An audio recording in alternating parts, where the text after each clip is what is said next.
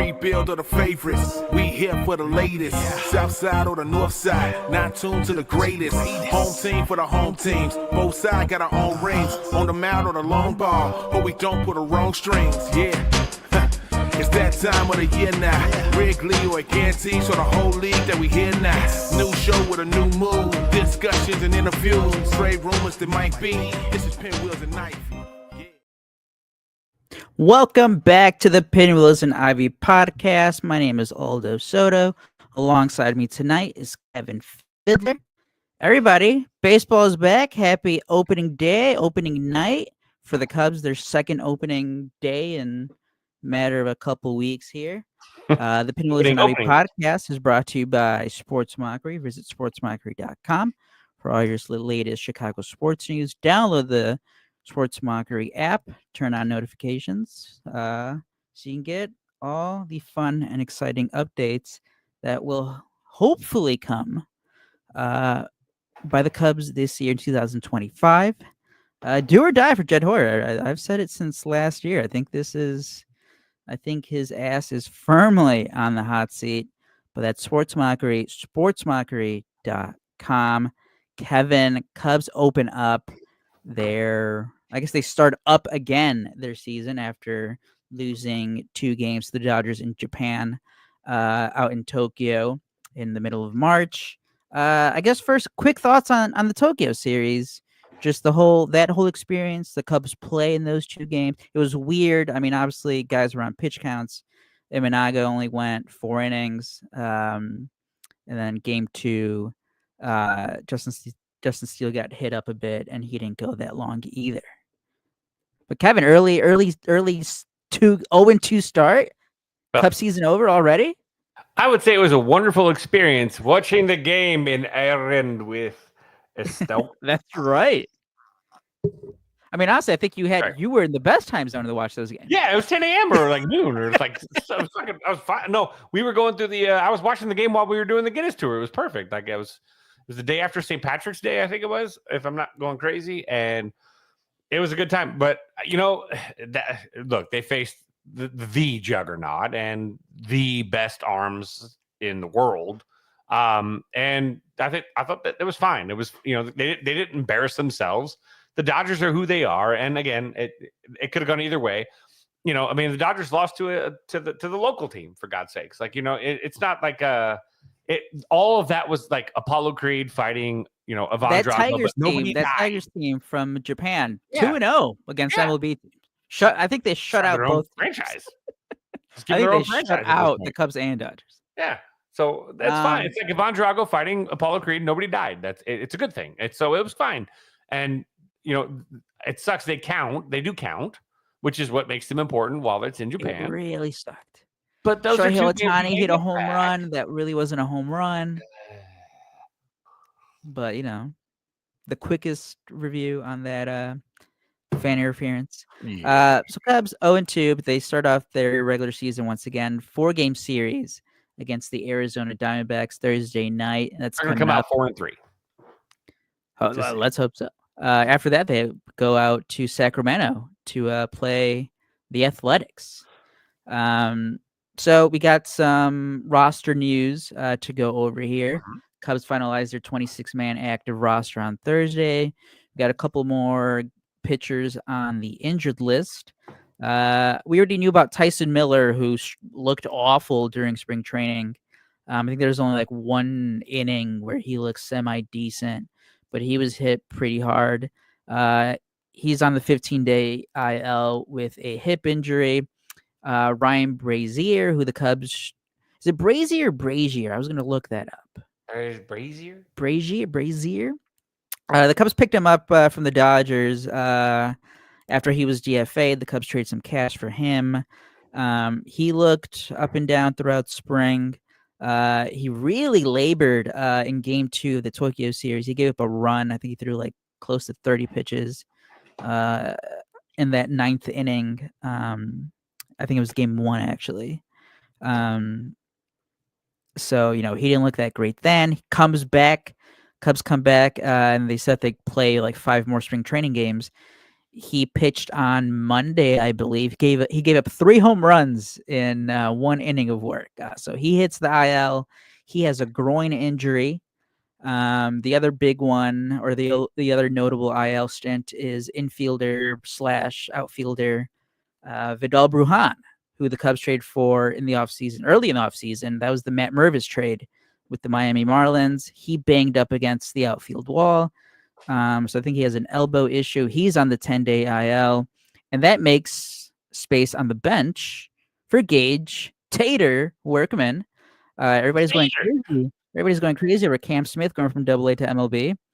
Cubs have their own version of we have Cam Smith at home with Gage Workman. Granted, he's like 4 years older, but yes. He was only 3 years freshman in older college when Cam was an 8th grader. But yes.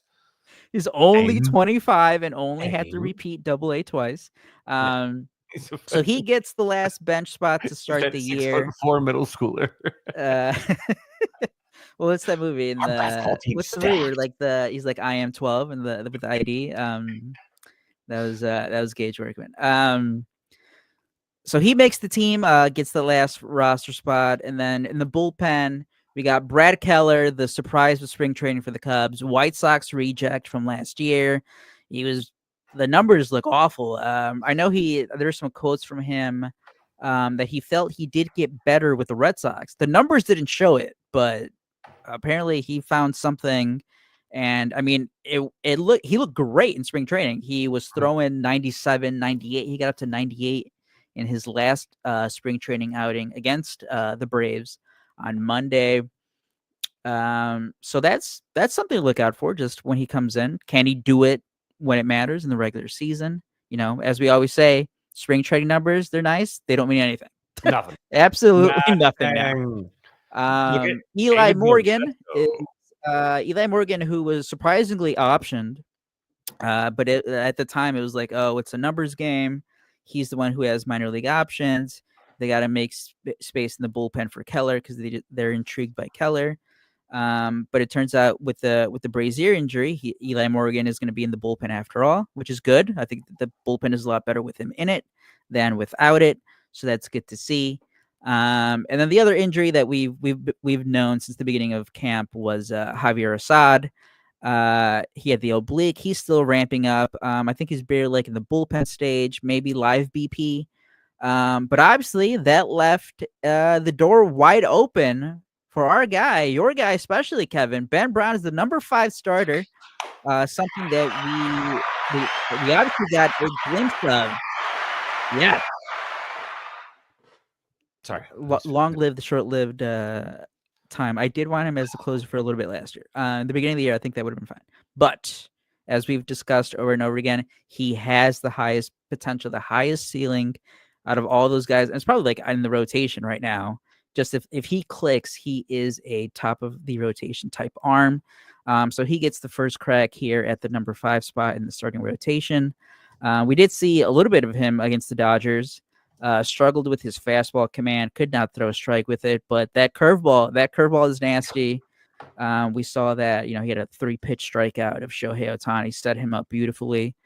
And obviously we saw, I think a lot of people, or not a lot of people, but I think some people forget that, Ben Brown did pitch last year in 2024 before the neck injury shut him down.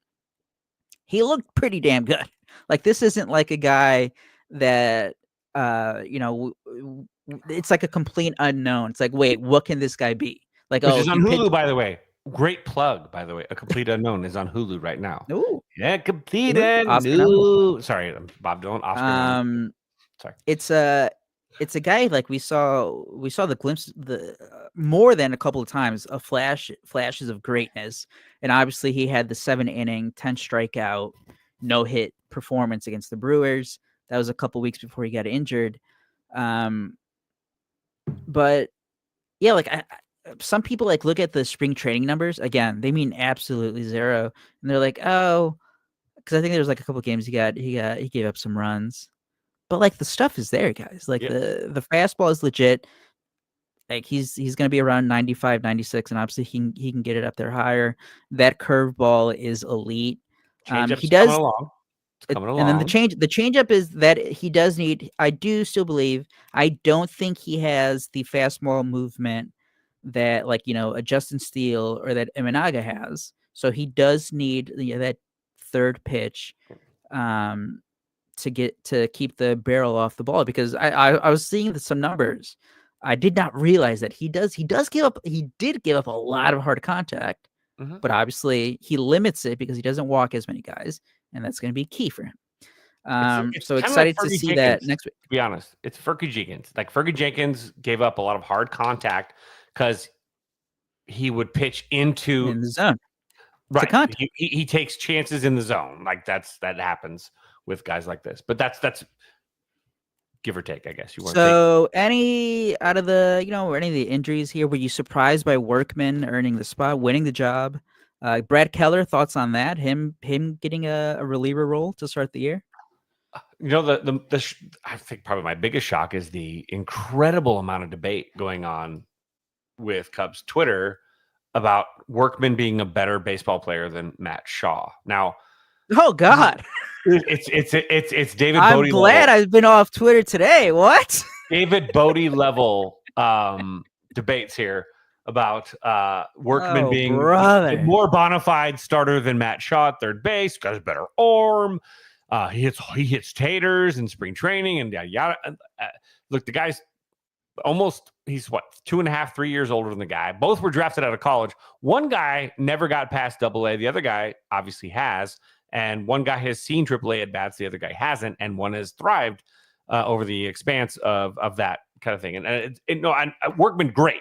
This is the best part. Workman can stay a mystery on the bench as a bench bat. He can start when needed. Doesn't have to play every day. Not going to get a lot of tape on the guy. So more mistakes will be made when he's pinch hitting in the 7th or 8th or 9th inning. He's going to hit some big bombs this year. We're going to see some Gabe Workman magic. He's going to be the new magician of Cubs baseball. He's going to hit some very important home runs this year. People are going to think, let's give the guy more opportunity. But the reason why he's going to have success is because of the lack of exposure that he's getting as that mystery bat who swings so hard that his helmet, no matter how tight you put that motherfucker on, is going to fly off his head 3 feet off his body.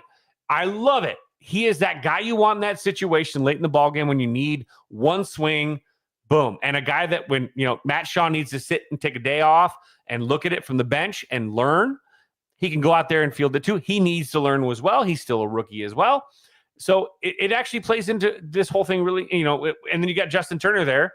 Hey guys, both of you, come over here, puppies. Let me talk to you real quick about this Viking, conquest we had one time during my filming of Game of Thrones, because he was obviously some sort of extra on Game of Thrones at some point. He has to have been, but that's what it is. So you've got a really cool dynamic over there for now. And again, I don't think Matt Shaw is going to be a third baseman for the rest of his career. I think that eventually one day we will see, unfortunately, a Nico Horner somewhere else, and he'll shift over. But for now, he's your best opportunity. And you have guys now that if he has a bad day or maybe counsel or the rest of the coaching staff sees something, they're like, hey, whoa. Hey, come here. Let's watch this for a day. I want to show you something. It's okay to say, Matt Shaw, you're going to play 120 games this year. I'm okay with that. And then these other guys can fill in, maybe even less, but let this guy see the game and grow into who he is. Just like with Ben Brown, too. We're going to probably see a limited Ben Brown, which is sucks, but it will happen because it's prudent. I was looking at his projections, Kevin, and it is because he only pitched the 55 innings last year. So his innings total is only between like 105 and 120, I believe. But let's say he hits the high mark on that 120 innings. Obviously, like the 200 inning benchmark for starting pitchers, that just doesn't happen anymore. Just the way the game is. Sorry. Maybe it trends back that way eventually, but it's we're not there yet. But let's say Ben Brown comes in, 115 innings, puts up like a 3.8 ERA. How are you feeling? I think as a first timer in there, yeah, I'm good with it. I hope that in the midst of that, though, I hope we see 5 to 7 Jordan Wicks starts. I would like, I've been critical, but I think Jordan Wicks needs to get like 5 to 7 starts in 2025, if not more opportunities. Like, I think there should be some days where Ben Brown is the They take a 6-man rotation. Maybe pull in Assad. Maybe pull one of the swing dudes. There's going to be like the whole right now the 3 or big 4 swing question was like, oh, Ben Brown's the 5th starter, and we're happy with that, and I think he is going to get the bulk of those starts. But I mean, number one, there's going to be injuries. Like, Yep. There's something's going to pop up. We already saw it with Assad, right? They signed Colin Ray. He's going to get some starts throughout the year. Like you said, Jordan Wicks. Jordan Wicks is going to get some starts throughout the year. Down the line, obviously, as long as he stays healthy, like Cade Horton is also going to get some starts like later in the year. You still got that meat lovers pizza in the trunk. That's why I am excited about the pitching depth. I know that the Cubs didn't make that huge splash that we were all waiting for in the starting rotation, but how I wrote about it a couple days, like that could just end up being Ben Brown. It doesn't mean that we get the full season of it, but I do think he'll go through the stretches. He will be like, holy shit, like it's like Ben Brown has arrived. He's pitching like a 1-2 guy. And then there'll be the starts where guys are going to be all over his curveball. He'll be missing his spots. He'll get hit, but I think he'll be a lot better, a lot more often this year. And as long as he stays healthy, and again, he will the innings. He will be limited innings wise. He's not going to go like 150, 160, but as long as he's healthy, and can be out there as much as he can. I think the Cubs are in pretty good shape there. And again, the other pitchers that I just listed, are they exciting? Like Colin Ray, I know, not an exciting name, but it's the 5th starter. Like you can get away with it as long as the rest of the guys are honestly doing their job in the top of the rotation, and in the middle. Bullpen. For years, the Cubs have been missing velocity, and that is the only reason the main reason I'm excited to see Brad Keller, because he was showing 97, 98. He had a good slider too. But again, spring training. I said it. I have no idea if he's going to be good or bad, but I think it's a good pickup by the Cubs, right? Minor league signing. You just bring him to camp. Guy has been terrible for the last couple of years, and all of a sudden he's throwing 97. He'll probably get with guys on the IL, he's going to get like a 2-week tryout here. And he's going to be thrown into the fire at some time. So intrigued to see what Keller does out of the bullpen there. The other new guys, you got lefty Caleb Thielbar. You say Thielbar? Wow! Like, hello, dude. 1987. 1987. He old man. He's an old crafty lefty. Cubs have. If Brazier didn't get injured, the Cubs are going to have a couple. They're going to have 3 because Ryan Presley is like 36. Thielbar's 37. I think Brazier's 37. Cubs. You want those veteran guys in there, right? We always talk about you got guys. You don't have to sell me on crafty have lefties. Some sort of track record. You got a guy that can get outs. He misses barrels. Like other than I'd say 2024, he had a little bit of regression. A little bit. But he's been really good. Fascinating not allowing career. base runners and retired and unretired. Yeah, like he's been good, right? And so he's a guy that it's a lot. Chasen came on this show and talked about it. And Thielbar is actually one of those guys. Normally, the equation that these guys are putting into their little computers and their pencil nerds would say just take a younger guy that throws hard and just take your risk. Thielbar, with his velocity, his age, and all those things, are not a traditional signing. And the guy comes in and you know what he does? He just gets outs. And there is, outside of analytics and all your spin rate and all your bullshit, is the fact that there are some dudes that know how to just beat other dudes. Now, your spin rate might look like shit, but guess what? He's got you on your front foot and you look like a fucking moron because he's good at what he does.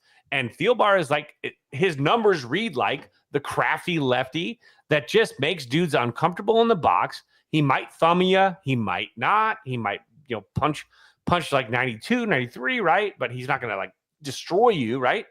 But he's an older guy. He knows what dudes are looking for. And this is where we talk about value in the bullpen. We talk about guys that could, just throw velocity, just beat guys, right? like with velocity. But how about the guys that just know how to beat the other human? Like you're playing checkers with chess. Like I like those guys too, and those guys matter, and those guys are valuable. The game hasn't valued them as much as they should because everyone's all hung up on the analytics of spin rate and velocity and all the. But look, if you give out 3 outs and everybody hits the shit out of the baseball at 112 exit velocity, but it's a smoke ring, guess what? Guy got the job done. He used the ballpark, and some of these dudes know how to use the park as their playpen, right? They're going to get outs. And so Fieldbar, I like the move. Like I look at his numbers and I'm like, he's more of a, the ball gets in the air. Something, 1 year he had a bad air rate, but most of the time it's like 50-50, ball on the ground, ball in the air. It's good. Like, and with the makeup of the team and obviously getting Kyle Tucker in right field, you got PCA in center, Ian Happ, couple Gold Gloves there, pretty consistent there over the years now. Matt Shaw, he's looked solid there. Maybe the arm is a question mark, but I think he'll be fine enough. Dansby Swanson and Nico Horner, we obviously know about their prowess on defense, and then Michael Busch took a giant leap forward throughout 2024. So theoretically, the Cubs defense, you don't mind when the pitchers are pitching to contact. The guys behind them should be making the plays. Boom. That makes that you build around it. Yep. I think that's very key because, like, again, the Cubs don't have a lot of they don't have those like Julian Merriweather a little bit, Nate Pearson a little bit. We'll see how Keller is used, but it's not like the Cubs have 3-4 guys like pumping 100 miles per hour out of the bullpen. Any more roster spots here? I mean, John Birdie, free agent, he was going to make the bench. Justin Turner, do that. Cubs going heavy veteran presence. This is no more. Yeah. So the Cubs replaced Nick Madrigal, Patrick Wisdom with John Birdie, Justin Turner, then Workman over. Who am I forgetting from last year? Patrick Wisdom. Talkman's gone. Yeah. So Workman is your new Talkman. He's just a hard lefty guy who can kind of. I mean, I do have to say his defense I don't think that that goes away. Like, it's spring training or not. That defense looked MLB ready at third base. Yeah, he's fine over there. I was intrigued though. You brought up Justin Turner earlier. It wasn't a lot. I think it was only 3 or 4 times, but that was 3 or 4 more times that I thought he was going to start at third base in spring training. I think that has to do with Shaw, like the initial early Shaw health too. I think that made a little bit of a difference too. And I think that now Turner, again, you're seeing it. Shaw was fine. He was fine. He made, he God dang it, like the Workman Shaw apologists, whatever we're gonna call the truthers. He had the one throw where the ball got stuck between his fingers. I mean, when he almost made an incredible play to his left, and he tried to do the spin throw, and the ball made a great play. Got to the ball. Like that's good. The ball got stuck in his fingers. Like he got excited. He's a fucking second start ever as a major leaguer, and he got a little. He had the same play a couple innings later, or maybe the next day. The next game too.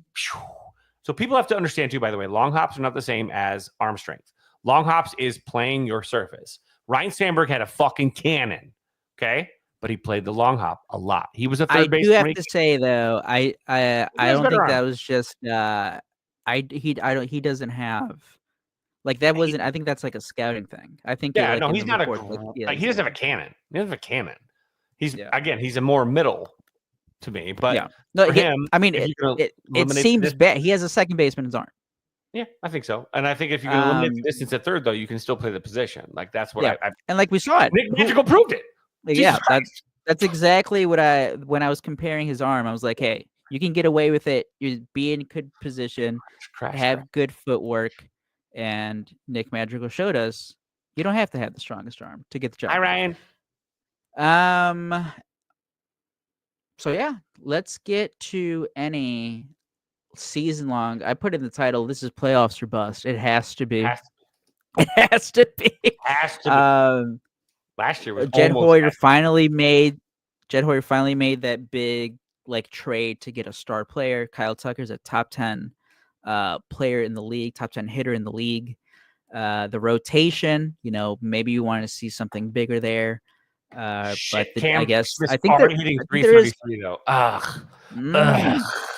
He got a hit today. It's over. By the way, Over.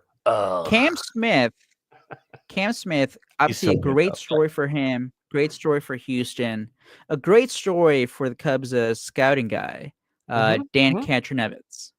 Because Cam Smith is the Great pick. latest guy in a long list. I think it's like up to like 10 players now since he's taken over that have either reached the majors or have been like top 100 prospects. Yeah. Great. I think our guy noses. Greg Huss tweeted out the whole list a couple days ago. Great amateur scouting there from the Cubs guy there. And who knows, maybe if the Cubs don't make him, maybe he takes over as president for the Cubs. That's something to keep your eye on later this year. So Kevin, we look around the diamond here. Any bold? They don't have to be bold, but any predictions? Like any guy? Like, obviously you have your favorites. You got Matt Shaw, Ben Brown, Kyle Tucker, the big star coming in. Seiya Suzuki. He's going to be mixed in there, but he's mainly going to be the DH. Michael Bush's second full year. Any out of left field predictions that you have maybe for the 2025 Cubs? Or maybe they can just be lukewarm. It's fine. I feel like everything for the Cubs is so milquetoast that it's like there's really nothing that you can like. The traditional pick on this would say Matt Shaw Rookie of the Year, but unless I go crazy and I go Gage Workman because Matt Shaw twists his ankle or something, like whatever. It doesn't. Nothing really like Kyle Tucker should do what Kyle Tucker should do. Seiya Suzuki should do what Seiya does. Ian Happ should do what he always does. And anything that's an improvement from last year from PCA is exceptional. So there's nothing that I can pull from the outfielders, right?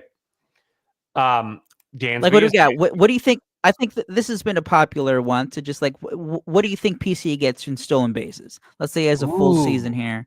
Doesn't 40. really miss a lot of games. Minimum 40. Minimum. Okay. 40 plus, I think. Give him a shot. I mean, it's not an if but when with him and these bases and these new pitcher rules. Like it's about how much he can get on base. If he can get on base, I'd say if PCA can get on base 100 times all season, he's probably going to have 30 stolen bases. Just in that sense. I mean, you're going to get probably like a 30% return on his on base percentage. So we'll call that a prediction. Let's go 30% of PCA's on base percentage will be his stolen base number. Ooh. Okay. 30%. What would that be though? Wait, is my math bad on that? Oh shit! I think that's only getting on 100 times is very low. So let's say he has a 350 on base percentage. Between 5 and 600. 350 on base percentage in what? 550 at bats. Oh, if he has a 350 on base percentage, I think he's stealing like 60 to 70 bases. Okay, well that's what I'm saying. 30% of his on base percentage. So if he gets on in 560 at bats. I mean, whatever that is. I don't know. Someone do the math. Elon with your chainsaw. That's like what? Close to like 180, 190? 180 stolen bases. 30% of. Oh yeah, that actually. No, that would be how many times on base? 350 of 550 would be 35. So let's just go. Oh god. We got it. Let's work through this. You ready? Get at your phone. I'll tell you. 8. It's over here. Hold on. I think if Pete, I'll just say like that. If Pete Armstrong has a 350 on base percentage this year, the Cubs are going to be really damn good. I think that is such a game changer. Yeah, 58. 58 stolen bases. Yeah. If he has a 350, I'll do that. 30% of his on base percentage will be his stolen base. I actually that works. I will take that because if he got on 350. Like a 350 on base percentage and steals 58 bases, I wouldn't be shocked. Let's go down the line here. Let's go Kyle Tucker home runs over under 30.5. Oh, over. I think like 32. Okay. A little bit over, just barely, by a hair. Who has more home runs? Seiya Suzuki, Ian Happ, or Michael Bush? Ooh, take Michael Bush.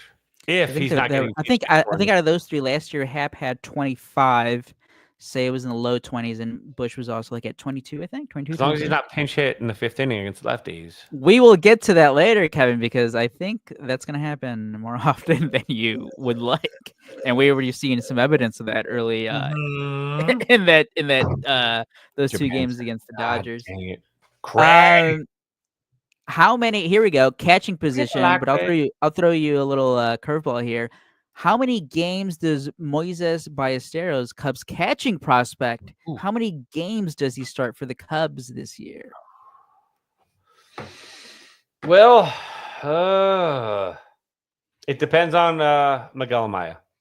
If Miguel Amaya actually can swing it, they're going to give him a little bit more time down obviously in the in Iowa.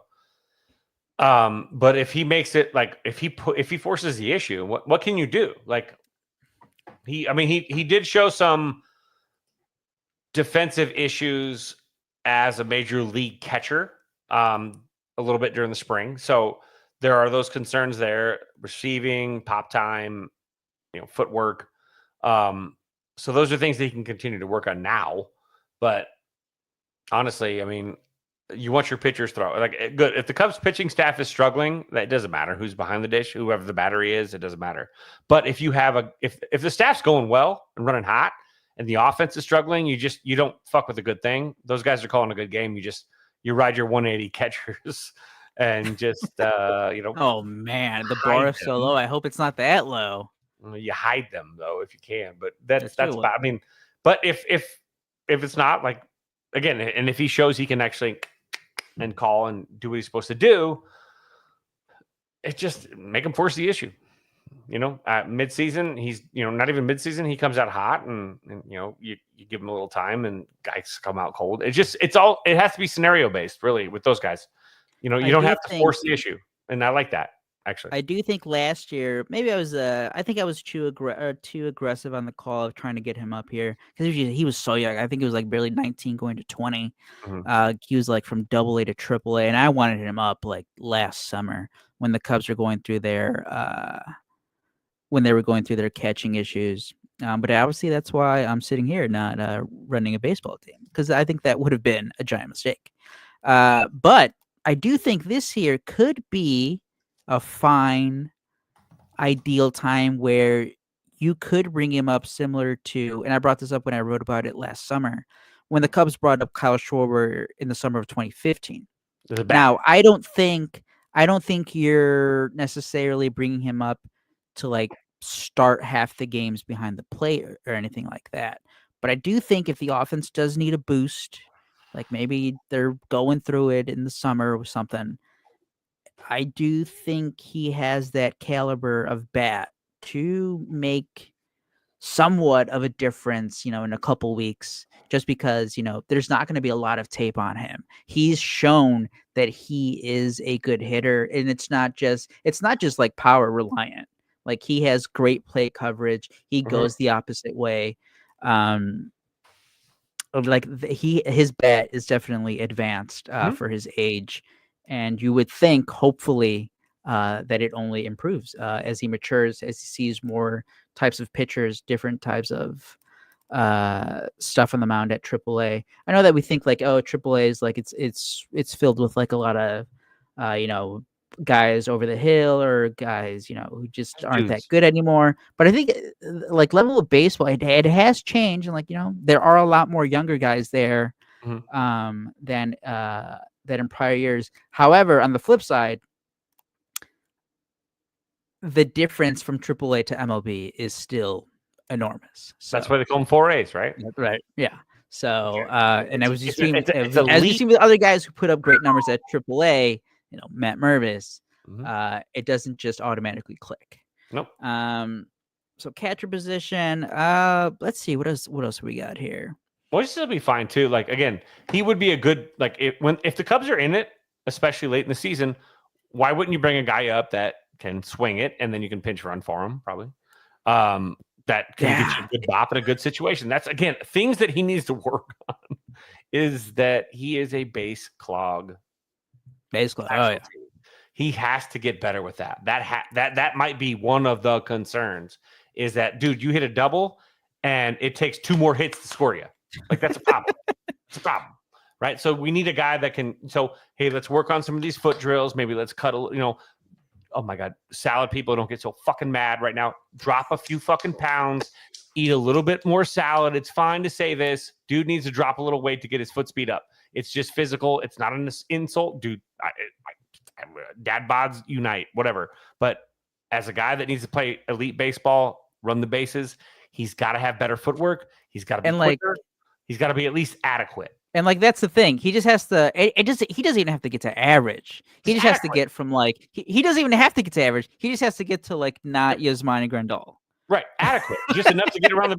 You should be able to score on a 2-out knock from second, from right. Like you should be able because first contact.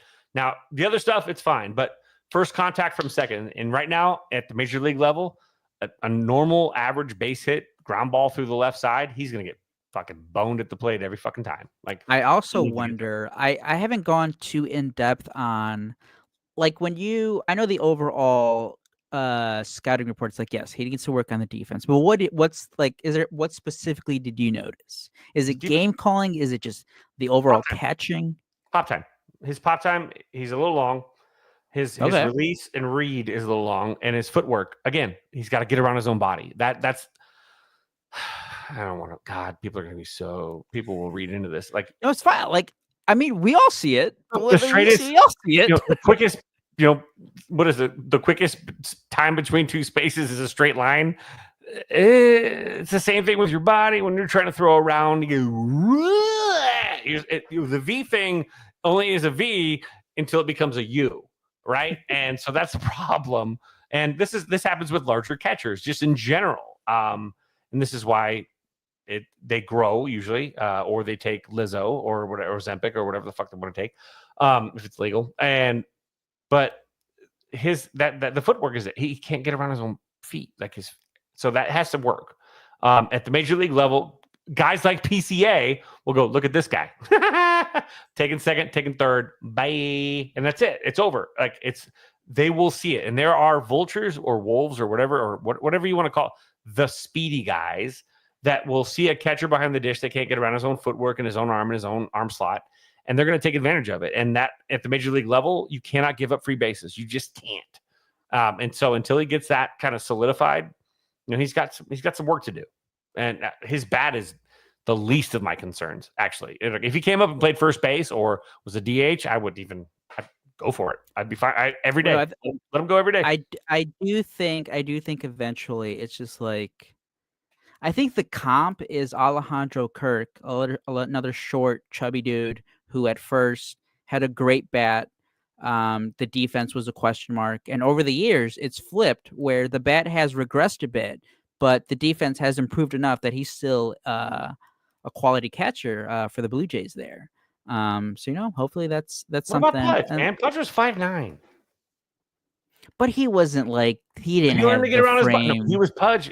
He didn't get the name because he was like skinny. But like not like look up Alejandro Kirk. Like there was like how actually what was his? I want to see Pudge Rodriguez's weight. Hold on, wait. I do wonder that because obviously he was because when was his first year? Early 90s? Because remembering Pudge, he wasn't that. No, he weighed 170 pounds. So that seemed. He was 5'9", but 5'9" and 170 is still a little bit chubby, but that's not the same as 5'8", 2 what? Was Blazer like 220, 30, 40? What is it? Well, I don't know. What are they listing him at, and what is he really at? Didn't they officially 195 pounds my ass. Oh no, I think he is not 7 pounds lighter than Kevin Alcantara. Sorry, no. I think this year MLB, I don't think they officially reweighed them, but they officially measured how tall everyone is because they had to get the automated strike zone down. And it turns out, next question, Nico Horner lied by 2 inches. He's listed at the same weight as James Triantos, who is also 5 foot. No, 6'1". No, he's 6'1", but still not even close. No.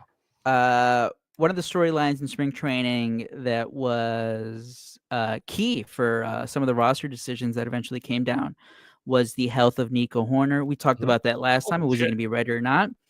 He is. He's Mhm. starting at second base, active roster. Now, I wanted to ask you this though, Kevin, Oh wait, because we've seen some mismanagement of injuries in the past, and I do feel it's a fair thing to talk about. Is it does sound like the Cubs aren't? It's not like the Cubs are going to be starting. It doesn't sound like he'll be going full throttle early on.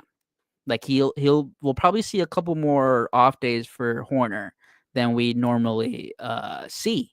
Well, you when say he's full fully throttle, healthy. that means days off, but not how he plays the game, and that's the worry that Right, I right, have. yeah. Like he's not He going to be plays the game starting full every throttle, single day. period. He plays full throttle. Um, That's where you get worried. So if he's not right. 100%, full throttle is not good for a non 100% person. And part of that is I think early on they did want him to. I think eventually they do want him being the backup shortstop to give Dansby Swanson more days off, which also would be good for his longevity and his stamina throughout the season. And you shift But Shaw for early in the second season, for Birdie, and but early in the season, it doesn't sound like it sounds like Nico Horner's going to be starting at second. He'll get the days off, super and when excited. Dansby Swanson has a day off, it'll be somebody else filling in, probably Birdie. So we'll see. We'll see how that. But how do you feel about that, Kevin? Would you rather the Cubs how they're doing it now? Yes, we're gonna have Nico Horner. He'll start, maybe 5 out of 7, but he's gonna get a few more days off. Or would you have liked him to get a couple more weeks, a week more of build up? I look at Or it are this you way: fine with this? if he's not 100%, he shouldn't be out there. Like, this is my concern. This is what happened with KB. He went out there at 80%. And when you play at 80%, sometimes you create additional issues that will crop up later on down the line in your lifespan because you're pushing your body beyond where it's supposed to be. So if he's 100%, rock it out. Like you can put a leash on the guy a little bit if he's 100%. But if he's not 100%, he shouldn't be out there. Like, it's okay. Like, it's okay to let Birdie play a week or two. If Nico Horner is not 100%, you owe it to that guy to protect him. The dude wants to be out there. He's going to tell you. He's going to lie to you. He's going to say whatever he has to say to be out there because he's a goddamn gamer, and that's what they do. They want to play ball. You have to protect them from themselves. You have to know that line to walk, and sometimes they fail. The Cubs have failed. I know this for a fact, have failed this multiple times with multiple players now, where they trusted the guys. Stop. Don't trust the guys. They're full of shit. You have to know this as an organization, as a trainer, as a coach. They say Nico says he's 100%. Good. How close? Show me. Explain to me why you're 100%. And can you do this? Can you do that? And if you can answer the questions, yeah, sure. But then you exercise 20% more caution after that. That's the thing. It sounds like Nico's proven, unless Council's a fucking moron, and I don't think he is, or he's just living in La La Land and he's desperate. I think that Nico is probably clearly proven he's okay and ready to go, but it has happened with the Cubs org. So I just hope that it's Council that's the voice of reason, because David Ross would let KB play because he trusted him and he was friends. They were friends, and you trust friends, right? When I feel great. Yeah, I've told my buddies I'm puking off a fucking balcony. I feel great, bro. I lied. I didn't feel great. I was puking, man. Come on, man. So same thing. Hopefully, Council, the detachment that he's not buddies with these guys, he knows. So that's a good thing. I just hope he's 100%, because if he's not, it's stupid to let him play. Hang on for a week, 7-10 days. If it's 100% in 10 days from now, is not going to cost you. Birdie's going to be fine. Birdie can tread water, especially early on. These guys, the hitters, will be way more advanced. So I don't know. I wanted to be careful with Nico, please. We talked about him a little earlier, but just as far as setting expectations, your expectations for Matt Shaw's rookie year on offense, what do you think he can provide? What do you think his floor is? What's the ceiling? What do you think? What do you think he gets? What do we get from Matt Shaw in his rookie year? I'd say I'd be shocked if he doesn't go 240. I'd say probably like a 330 on base percentage. I'd say maybe he drives in like 75 to 80 runs. I would say 20 to 30 homers, somewhere in that 20s. I think somewhere in the 20s. Wow, that would be huge. Yeah. 20 That's to where 30, I think, he's would be gonna walk a. into something. He's gonna have a 3-day. He's gonna have a 3-homer day in 2025 somewhere at Oh, some there point. you go. There's a bold Oh, yeah, that's prediction. a 3 bold home run prediction. game. Yeah, he's There gonna you have a go. 3-homer game. He's gonna have one of those. And I think that what he's gonna steal like 20 bases too. I think you're gonna get some footwork out That of him is too. one aspect of his game that I think is completely goes under the radar. Is Here's like, another one. he was like a 2020. 2020 guy last year. There you go. Let's go 2020 at the major league level. That's a good bold prediction too. I think That we'll would do be. that. I think that would be a fantastic rookie season. I think that's and I for think he'll Matt be in the Shaw. conversation for rookie of the year. But every Dodger pitcher, everyone's about every fucking Dodger Japanese pitcher that comes in. They're rookies, and so they're gonna pass over everybody else that has a great, rookie year for real, and that aren't like guys that have been pitching in the pros. Rookie Sasaki though, I think he's only 23. I mean, I know he's he been pitched pitching professionally. in a pro environment way longer than guys that went to college, for example. So it's different, but it is what it is. It's fine. It is what those guys are good. They're fine. And it's their first year. They qualify. So rookie of the year, next couple of years is this year is a bad year to be a rookie if you want to be rookie of the year, because you're pretty much hosed by the Dodger effect. I'll get to the rotation here in a bit, but just one quick question in the bullpen. Does Ryan Presley, Ryan Presley, Cubs traded for him from the Houston Astros, former closer, setup man last year after the Astros signed Josh Hader. He waived his no trade. Obviously wants to be a closer again, free agent after this year. So, he wants to build up his value back up. Does Ryan Presley end 2025 as the Cubs closer, Kevin? I think so. Is it start to finish? I think so. I think he'll do it. I think he has something to prove. He gets outs. He's a veteran. And I think in this case, especially as bad as it was for the Cubs in 2024, where they blew 25 plus whatever some odd saves, you're going to get a guy that's going to cut that in half at minimum. He's not going to pitch into a lot of jams either. So you could have a guy that blows a few saves here and there, but if they're not dramatic blown saves, like a oopsie and then over, not guys that like every time they go out there, it's like a fucking ordeal. And I don't think Presley's a guy that like drama every single time. So that's the big thing is for Cubs fans. Fingers crossed. Yeah, right. You don't want to fingers crossed. So you get a guy that goes out there and usually gets it done with no drama. You get comfortable. And then, oopsie, had a bad day. And then you move on. But the guys that are like last year, bases loaded, nobody out. They might get out of it, but like, oh my God, do we have to go? No, it did seem like last year when Hector Neris came in, it just seemed like there was just two runners on. It's like, how did this happen? Just automatically two guys from on base. All of a sudden drama. You're up 4, and now you're like, holy shit. So that'd be good. I do have to say, I'm not gonna lie, because again, spring training numbers do not matter. But there was a couple times where I did see Ryan Presley pitch, and I was like, ugh. But again, spring training, veteran guy. I'll trust the track record with him. And it's not a guy. He's not a guy who relies on velocity only. We were talking about Thielbar earlier. He has a 3-4 pitch mix, which hopefully he can go to if a pitch isn't working for him on any given day. So there's that. There's obviously we saw Porter Hodge last year, and he was the rookie in the bullpen. That took a big step from AAA to the big leagues last year. And a lot of fans are hopeful that maybe down the line he'll eventually be the closer. But for the sake of my fantasy team, I do hope Ryan Presley remains the Cubs closer all year long. Rotation. We did not do a draft. I just thought about we can do Kevin. We can just do like a midseason one to start the season in July. I forgot about that. Sorry about that. That was in Ireland. Actually, quick side note: I did my first like in-depth fantasy baseball draft a couple of weeks ago. Like this league has been going on for like 15 years, I think they said, or probably even longer. Goes all the inside jokes. they had it's a dynasty, obviously a dynasty league. 6 keepers. You get to keep minor league keepers. It's pretty intense. I liked it though. Great first day for me, but great opening day for my fantasy team. All right, that's enough about that. Starting rotation, Kevin. Who's going to be the ace? Justin Steele, Shota Imanaga. Shota. What do you got? I think Shota. I think I think if you're going to go by who, Ben Brown, Jameson Mm. Taya, Matthew Boyd. I want to go. I think by the end of the season, you're going to say the best performance will be it'll go Shota, Tyon, Steele, Brown.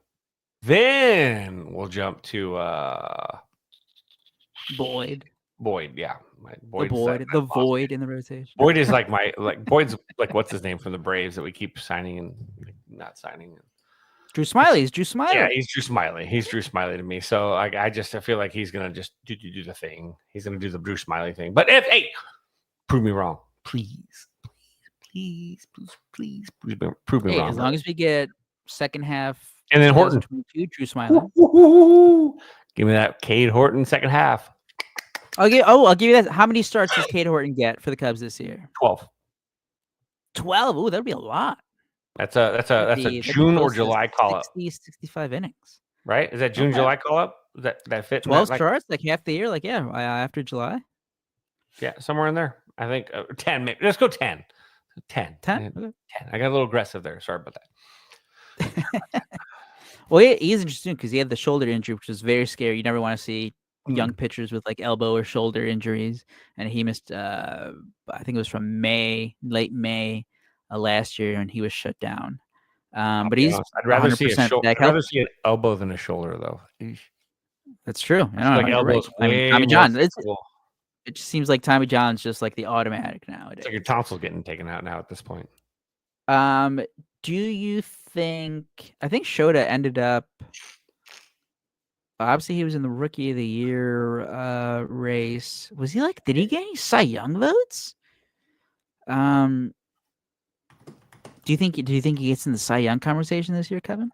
Yeah, he got more in the Cy Young conversation. He got a vote. He got fifth place. Fifth place. That's right.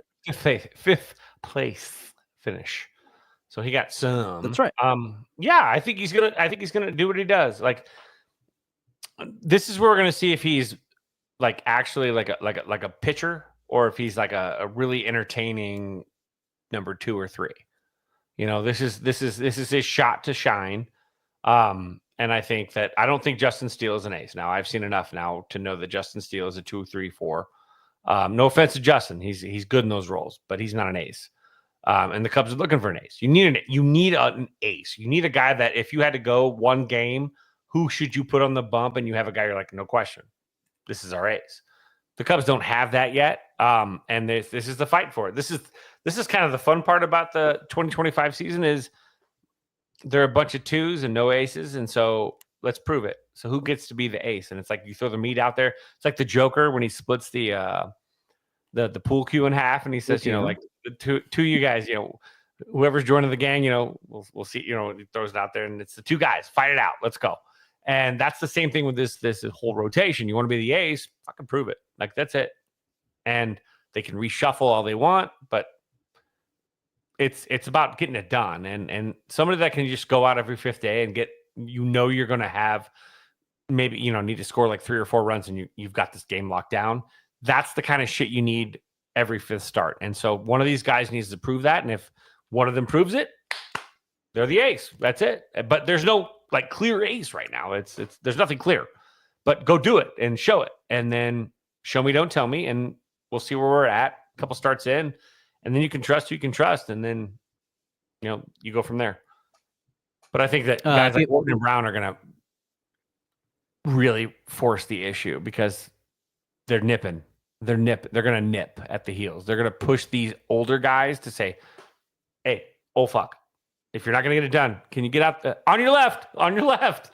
Sorry, Jameson, on your left. My name's Ben Brown. Oh, Justin. Oh, on your left. My name's Ben Brown. My name's Cade Horton. They're going to keep passing these guys by, not insultingly, but they're just, it's time to give them the ball more often. I know, obviously,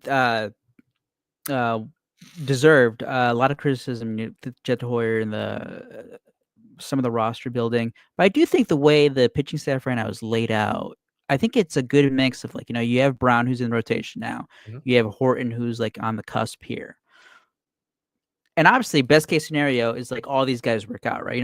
Ben Brown, he shows that he proves that he stays healthy. He's like a staple in your rotation. Cade Horton, the same thing. The shoulder injury that's past him. He returns to top prospect status that he was beginning 2024, and that lines up perfectly because you mentioned Jameson Taillon, free agent after 2026. Matthew Boyd signed a 2-year deal. So he has 2025, 2026. So those are like 2 rotation spots that could 2-year be up. window. Yeah, so you get that like nice. You have it set for this year. You have it set for next year, but best case scenario, once those guys leave, you're not pressured. You're not pressured to make that huge free agent splash because you have 2 more guys coming up. There you go. Sneeze. Bless you, bless you. All right. So one last question before we get into Thursday night starting lineup, opening day lineup, opening night 2.0 for the Cubs against the Diamondbacks here. The continental United States opening night. We talked about it last time, but we're fairly confident that the Cubs should have the pressure to win the division. They should be the favorites. This is their division to win. What team has or poses the biggest threat to the Cubs in the NL Central, in your opinion, Kevin? I'd say Cardinals probably. Seems to be. Recency bias because you saw some nice plays. I know. Definitely recency bias, but I mean, the Brewers are mediocre. But they're well coached, so I guess they'll be a pain in the ass anyway. Do you buy into the Reds? Terry Francona comes back out of retirement. Does that make a difference? I said it on here. Sooner or later, they're going to actually figure it out with all that talent. They got so much talent. They have a lot of talent. So much talent. That offense could be spectacular in that ballpark, but do they have the pitching? That's always the question. Today, they blew it. Opening day, I think they blew a late lead. It's hard, man, because Francona, he's good. He really is a quality coach. We got to put it that way. That's the only way to really. So, I mean, they're in the peripheral. It's the Cardinals, man. It feels like they, I don't know. Maybe that it's trauma. It's probably trauma. No, maybe it is. Yeah, it's me right here today. By the way, this is a picture I took today. I went to go get hot dogs at my hot dog spot, and this guy was just out on the bench. If you look really closely, you've got down in the bottom right-hand corner, you've got the bank teller. Yeah. But look at all the coins on the ground too. Like my man threw some coins into the fucking. He was trying to get some shit converted, and then he just took a nap. I got my hot dogs though, so I was happy. That's Vegas for you, baby. Jesus, I was like, whoa, hello, but that's me after Notre Dame lost, but. Oof. Whoa, that hurt. Actually I won that bet because that late little flurry, but all there for you tonight. Because now you're no longer stuck in Arizona. You are now out of the one thing I do miss at living in Arizona is the night of the 9 p.m. The late starts weren't so late for me over there, and obviously for you. You got the late game now. You got the sweater on. And you're like, I'm gonna go to bed after this shit. These first 4 games, if you're a Cubs fan in the Central Time Zone, 5:10 a.m., 5:10 a.m., 9:10 p.m., 9:10 p.m. That means the game might not end till like 1 a.m. No. That's the good thing about the new MLB is the pitch clock. We can get this before midnight. I hope so. Does. We're about to test it out. I do remember late last year, the Cubs had they went out west. Remember, they went to the Dodgers in Colorado. So they had, I got my first experience back for those 9:15 West Coast first pitches. But let's get to early on a weekend too. I'm debating the Dodgers series. Going to LA? Yeah, I'm thinking. I'm debating. Can't do the Oakland. I actually wanted to go to Sacramento just to see the Sacramento A's stuff and support the future Vegas team as like a, they'll be my second. No, They'll be my Kevin. sibling. I have to correct you. They're not the Sacramento A's. They are just the Athletics. The Athletics, correct? But they have the Las Vegas patch on their left sleeve.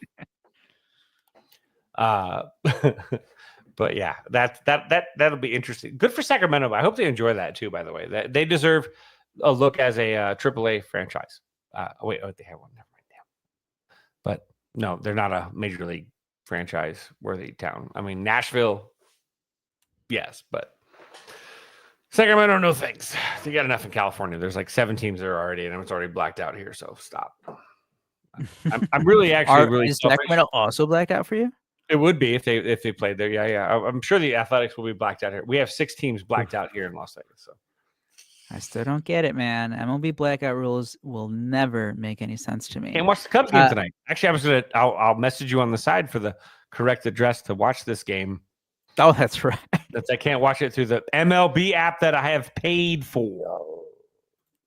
So all right, so here we go. Thursday night, opening night for the Cubs against the Diamondbacks in the United States.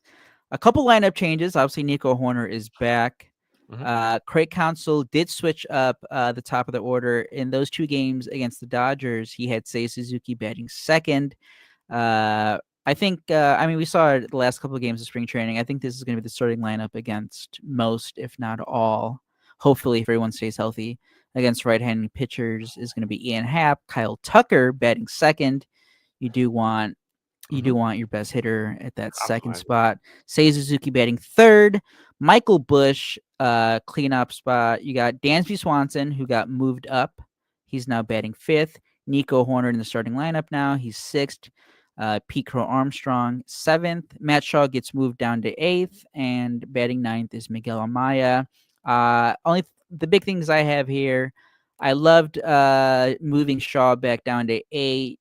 Get some pressure off of him. He was batting fifth against the Dodgers. And I like the top 3. I like Ian Happ, Kyle Tucker, and Seiya Suzuki as the 1, 2, 3. I prefer that over Suzuki second. I don't think it's a big deal with Kyle Tucker being a left. It actually splits it up nicely because Ian Happ is a switch hitter. Kyle Tucker hits lefties anyway. So you can go left. You can go lefty. You can switch the handedness there, and it's not going to affect you late in games. However, the cleanup spot is going to be Michael Busch. A big criticism of Craig Counsell in 2024 was the amount of times that he continued to pinch hit for Michael Busch late in games. And again, I don't think it would be. I think somebody brought this point up, and I think it's a great point. I think it's what bugs.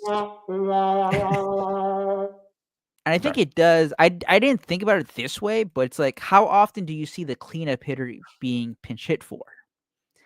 Like in late situation, like big you should never big moments. Like that's normally never. Like that would never happen.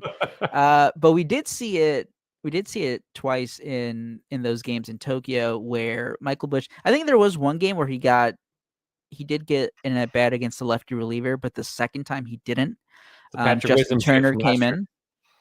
So how do you feel about? I mean, it seems like that's still going to be part of Craig Counsell's playbook here.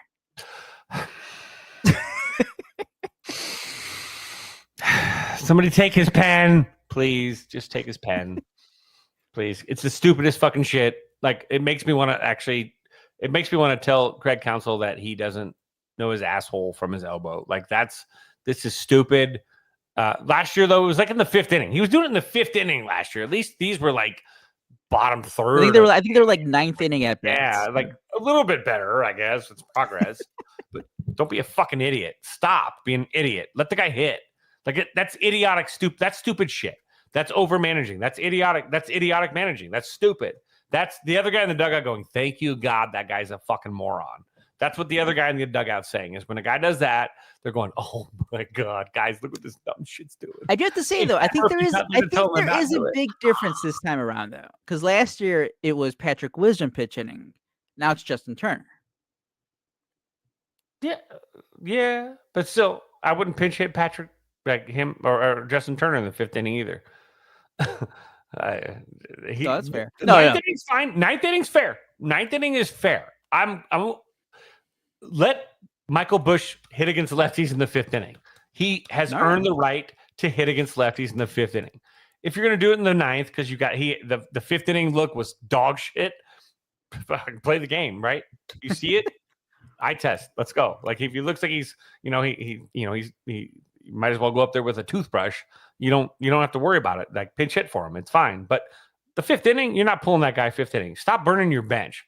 That's stupid in so many ways, especially with now the DH and everything. So, I'm okay with that Turner move if you don't like what you saw earlier. But the 5th inning shit and the wisdom, the wisdom stuff. Oh my god. But I don't think it's as much. It's not going to be that much. It's better because you know what? I do trust Justin Turner way more as a bat than I would Patrick Wisdom, because Turner might not hit a home run every time like Patrick Wisdom does every time he swings and actually makes contact. But Justin Turner can actually put the ball in play. And in a situation, you don't have to say, should I pinch hit Nick Madrigal for Patrick Wisdom here? Or should I pinch hit Patrick Wisdom for Nick Madrigal here? Both one in a contact situation and one in a home run situation, but the wrong decision. Remember that last year? Remember when Craig did that? I think that was early in the year, yeah. Contact situation, he pinch hit Wisdom for Madrigal. And then in a home run situation, he pinch hit Madrigal. And then I do know that you have thoughts on that bottom of the order with PCA. You got Amaya batting 9th, Picro Armstrong at 7, and then you got Matt Shaw in the middle there. Thoughts on that? Shaw's where I'd hoped he'd be. So that's perfect. Nailed it. I just personally would rather have PCA in the second leadoff because now you got Miguel Amaya in the 9 hole who is going to clog the bases in front of your top of the lineup. So, Ian Happ hits the ball in the gap. He's going to only go second, third instead of score on a 2-out double. And so you got a problem there. And I just prefer also protecting Matt Shaw. Miguel Amaya does not protect Matt Shaw, but a PCA protects Matt Shaw much better than a righty spot in that bottom, 2, 8, 9 spot in the order. So I've always had, the lineup that the Cubs are rolling out tonight is my lineup, except the only thing you would have switched would be PCA and Amaya. This is exactly the lineup that I wanted for the Cubs going into opening night. If I could have chosen my actual lineups that I've been writing, especially, were Nico Horner not being back. So this is the actual dream lineup. If you just switch PCA and Amaya, it's exactly what I want. I'm a big second leadoff guy. That's a taste thing on my part. I like the fast speed guy like a PCA. I'm okay with him hitting 9th, maybe not getting as many at bats, but being in that 9 hole, that second leadoff is a really, really nice role. And there's no such thing as a second leadoff now in the Cubs lineup. So you're relying on long ball more than just like a really hard hit ball. I don't think that's necessarily true. And I'll give you this scenario, Kevin. I think this is why they're batting PCA 7th. Because there could be the scenario, obviously, let's say, first couple innings, Cubs go down in order. It's the 3rd inning. PCA is the leadoff man. He gets on base. Now the pitcher's stressing. PCA is on base. Steals second base. You got him in scoring position. You have Matt Shaw, contact guy, gets a hit. PCA scores. You get a run there. I think that may go into that equation of you can protect Matt Shaw in a way where PCA gets on base, and now all of a sudden the pitcher has to worry about PCA, loses some focus, hangs a pitch, whatever it may be. I'm going to say this. You're less likely to have the first 6 guys not go all 6 without getting one guy on base than you are the opposite. Or maybe it's not even that. It's just however it works out. PCA gets on base. PCA gets on base with 1 out, with 2 outs, whatever. All of a sudden now PCA is at second base after maybe coming up with 2 outs in that scenario. If one guy gets on in front of that, he's coming up either with nobody on and 2 outs, or he's coming on with one guy on and 2 outs. Right, but I'm saying the equation here is that you want maybe Matt Shaw batting when PCA is in scoring position already for him. No, you want Matt Shaw batting. He could drive a guy in with a gapper no matter what. A guy from second scoring on a ball that hits the wall with Miguel Amaya's slow foot. He's going to be able to score on a double. He's not going to be able to score on a single probably, but PCA will score. Was that what you were bringing up, that the Cubs are going to have to rely on more slug with Amaya on base? If Ian Happ hits a double, he wouldn't score? I think in the 7 hole you want slug. I want slug in the 7 hole. I don't want speed. I don't PCA want has some contact. slug. But Amaya is only slug. But So I think you wanna just pair- head to head, PCA PCA has more slugging than Miguel Amaya. But PCA is slug and more. So slug and Right. more. Unfortunately, I'd rather have, again, if he wasn't in the 9 hole, he'd be in the 1 hole for me. Those are the two. To me, the 9 and the 1 are two of the most prized spots in the lineup for the most talented players in the lineup when it comes to especially foot speed and the ability to create havoc on the baseball field. I want those two guys bookended together all the time. And so a 9 and a 1, that's why I love PCA there, because he can actually lead an inning. Again, that second leadoff spot, he can, again, you get that one guy or those two guys. Maybe every inning, one guy gets on and you get a smoke ring. That's 4, and then he leads off again, you're talking about scenarios, right? You get a guy who takes a walk and then 2 outs, 3 outs, inning over. Walk, single or whatever, 2 outs, 3 outs, over. Now, guess who's leading off? PCA in the 9 hole, because that's 8 down, And so it to me, I like a guy that, but also Miguel Amaya comes up and he's looking at a situation. He gets a single to the left, and then Eden Happ comes up and hits a fucking pisser off the right field wall. And guess what? It's just a double, not a triple, because he has to wait for the slow dude in front of him that is clogging the bases, that can't score on that, let alone get to third and maybe allow him to at least take that extra bag. And so you're going to see, it's frustrating for a guy that like Ian Happ. You don't want a slow guy in the 9. Like, I don't like that. That's me. And we'll see. We'll see how it plays out. It might switch. It's fine. But this is Council too. He knows what he's doing. They got their analytics, and we'll see how it plays out. It might be me, just that's preference, right? I like pizza rolls. Some people like I like supreme pizza rolls. Some people like pepperoni pizza rolls. They're still delicious and they still are successful. So it's what he does. But I really, really, really love that 9 hole second leadoff. Like, if you're a coach and you're like a young coach and you're trying to like put together a lineup, there's nothing better than having a dude that does that in that 9 hole. I'm just saying it covers your ass and makes you look so smart when you're just trying to pair your best athletes. And so that's me. It's where I go. But same thing. At the same time, I also like a more mature hitter, and I think PCA is more of a threat that protects. And I want Matt Shaw protected, and I don't think the league is worried about Miguel Amaya. And I think PCA is a wild card behind behind Shaw if he was in the 9 hole. So that gives Shaw extra protection too, because of the hey, this guy's pretty fucking good too. Nobody's going, hey, Miguel Amaya, oh my God, have you heard about this guy? No, but everyone knows PCA at this point. So PCA behind Shaw protects Shaw for another reason, the legend of PCA. And that's another reason why I like him in the 9 hole too. I don't know if that makes sense, but I feel like that there's multiple reasons why he would benefit to be there for more than just PCA or run scoring, but also for development or protection. Yeah. At the bare minimum, I do like that and I think it was more of out of necessity. PCA at the end of the lineup too, your like wrist is tired. Like, just PCA, fuck it. It was more of a necessity without, and like obviously they didn't have the full starting lineup without Nico Horner. I do like that they moved up Dansby Swanson back up to 5. Mm-hmm. People forget he came back in the second half last year after he dealt with some, I think it was a knee strain, like in April and May. His wife tore her ACL. He was dealing with off the field stuff. A lot of stuff. He came back and was pretty damn good the last 3 months of the year. I think it was like the WRC plus was like in the 120s, 130 area. He was stealing some bases. Obviously, I think, no one's expecting Dansby Swanson to be like, a top 2, top 3 hitter on the team. But I think we do expect, a little bit more slug. And I do think he'll get back to that this year, hoping that he can avoid any serious or any nagging injuries there. Michael, that cleanup spot, though, I do think it's interesting just because he's not the prototypical, like, he's not the big slugger. He's not the big bopper that you expect at the 4. But, like, besides, like, the Cubs don't really have that guy, really. Like, Kyle Tucker is a good hitter just because he's a good overall hitter.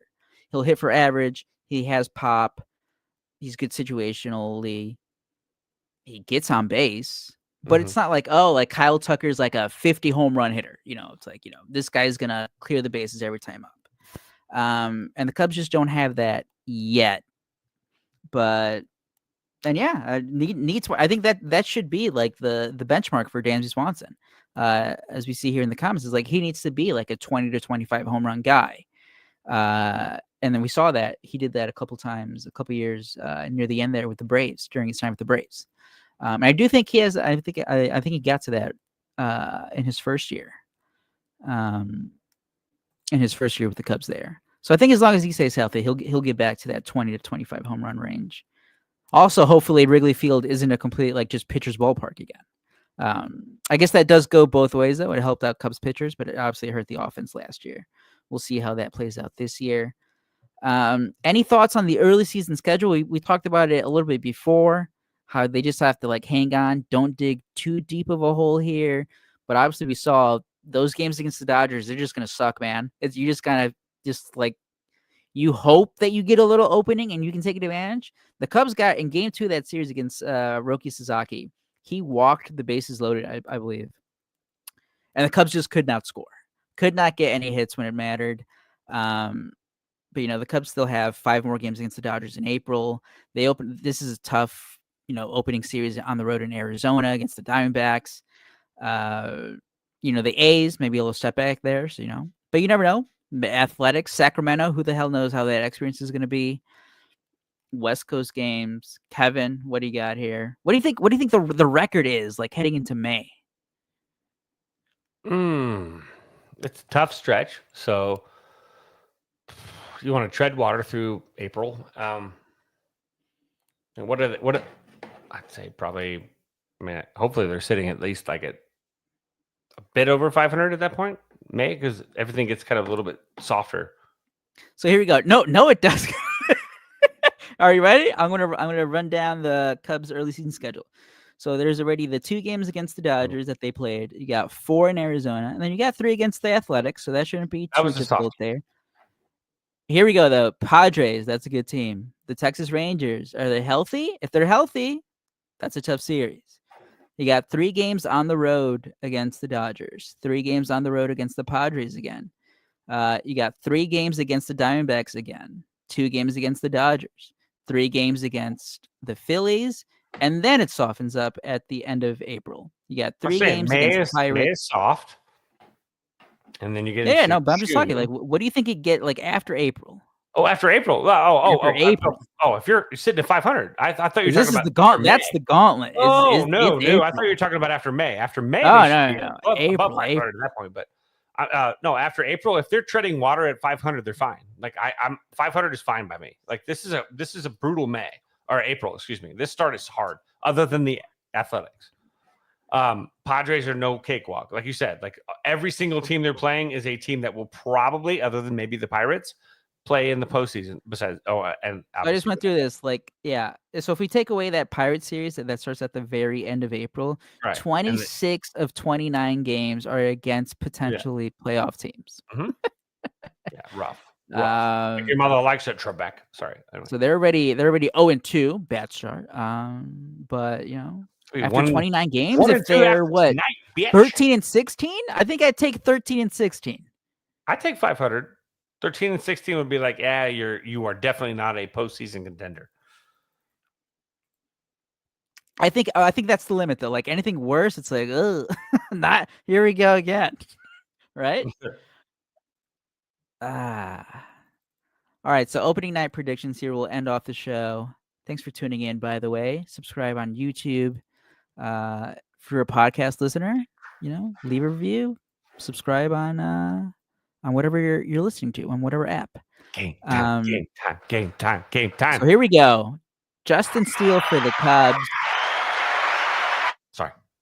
Any opening night predictions here? I have one. Kyle Tucker, at least 2 bases. That I was looking at his matchups against Zach Gallen. He's gotten some hits against him, a couple doubles, I believe. Give me Kyle Tucker, a couple bases for him tonight. I think Justin Steele might get hit. Arizona's a sneaky, tough lineup. It might be. I don't know.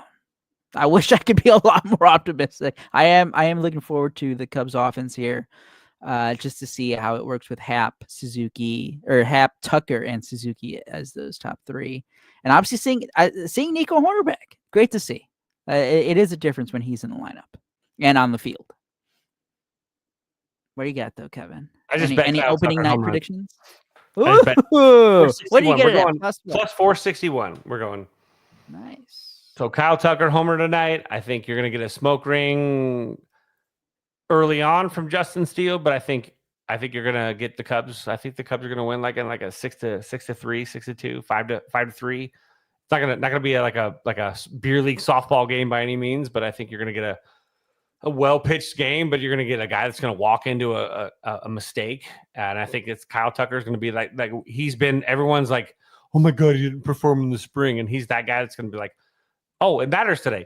Boom, let's go. Like, that's what I feel. I think he's a professional. So I'm going to go there. Maybe, let's see, what are some other props? What do we got? Some other props.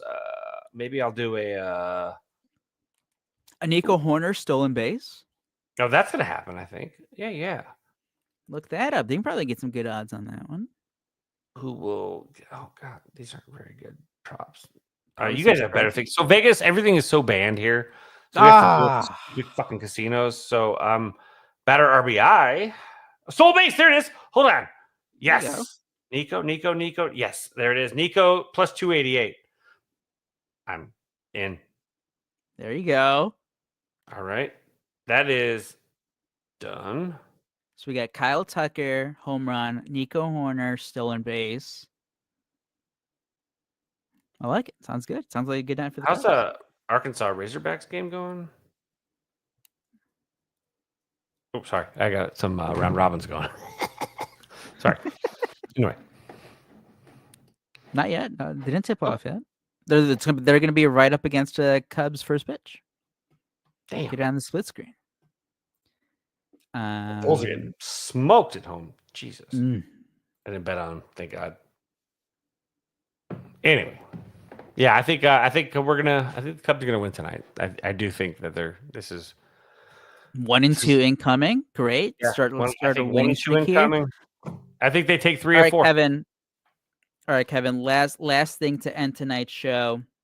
Let's give a wins prediction for the Cubs, and then let's run through our World Series winners. Okay. I'd say the Cubs, projectability wise, I think we're looking at a 87 win Whoa.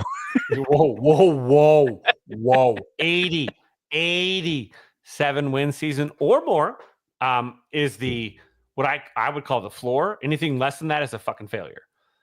They should win the division. Look, it's enough. Last year it was enough. It's enough. This team, the third most expensive daily game experience, or the most profits, third most profits every game that they play at home. The Cubs fans deserve a divisional champ every goddamn time out. There's no excuses with this. The other small market teams in the division, stop. Okay, so that's where it starts. I think that also less than 80 wins is a fireable offense for everybody, including Craig Counsell. But we're also looking at the way the things look. So I think the Cubs are going to win minimum 87 games, and that's the floor for me. I think that they could theoretically push up to 92, 95 if they catch a little bit of lightning in the bottle, but it's a matter of hots. So, but I do think they win the division, and so I would say 87 to 94 would be my. But if I have to give you an actual, I'll go 89. 89. All right. I love it. I got them at 90 wins. Again, no excuses. Got to win the division, get to the playoffs. They just got it. There's just can't have it here. It's the year 5 now. Just the playoffs should be like the bare, it should be, like postseason play should be the bare minimum expectation. And I do think they have the roster to do it. 90 wins, they win the NL Central. However, I just don't think they're in that top tier. But I do think that a team that is going to come back and is a little healthier now, could be healthier, and make a run and maybe challenge the Dodgers. I'll go with the Braves. I'll go with the Atlanta Braves as the NL champion. And then the American League, I'll go. I think this is year. Or is it? Actually, give me time. Give me your NL winner, and then let me mull over my AL winner. I have no. I'm a cuck. Dodgers. Easy. It's just so hard not to go Fucking with the Dodgers. Am I stupid? Okay, but for me, I have my AL, and my AL Okay. defeats the Dodgers in the World Series. So should I wait? No, go for it. Who you got?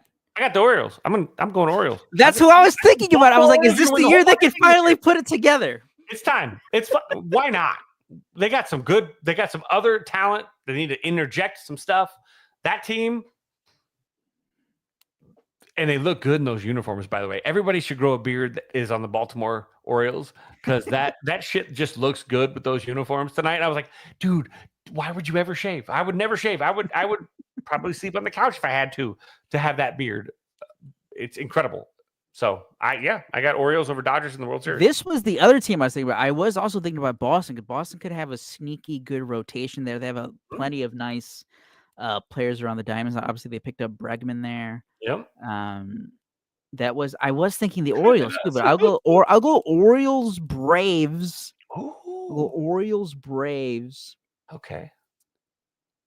And, you know what? I mean, they're a fun team, and I don't hate them a lot. I don't really hate them at all. Let's go with the Orioles. Let's go Orioles 2025 World Series champions. Let's go. I'm putting it on right now.